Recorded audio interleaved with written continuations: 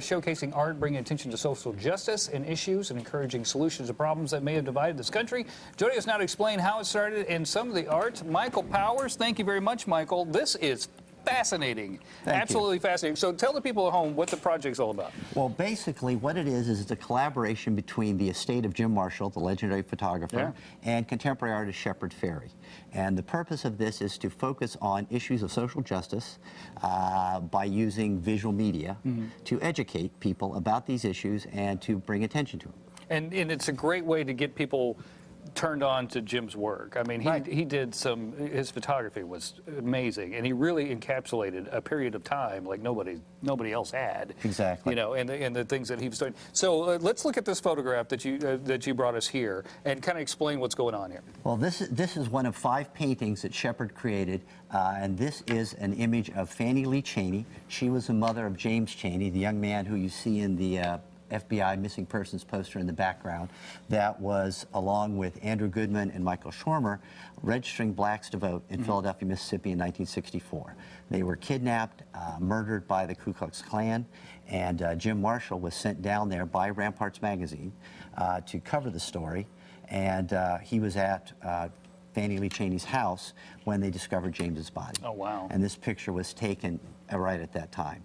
Wow. Yeah. I mean, so, I mean, that's intense. Yes, absolutely. And then now you add what's going on today and bring it all together in one piece. Right. That's powerful stuff, man. Well, really the point of it was, and that's the idea, is that we're using photographs of Jim's from the 60s, interpreted by a contemporary artist, to make the point that these have been issues and problems that we as a country have been struggling with for 50 years. And so it's important to understand the history of what this involves, and also to try and figure out ways to address the issue.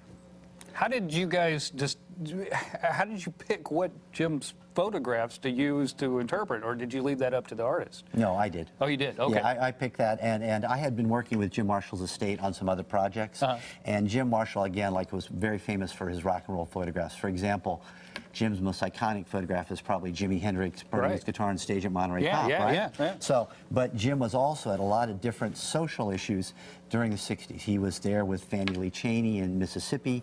He was with Cesar Chavez on his first march up, was he really? the I didn't know valley. that. Okay. Yeah, that's one of the images in there is Cesar Chavez taken over at Capitol Park in '66 at the end of the march. Okay.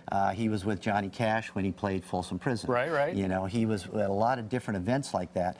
And so as I was looking through his portfolio in conjunction with the other project I was working on, I said, this is very significant.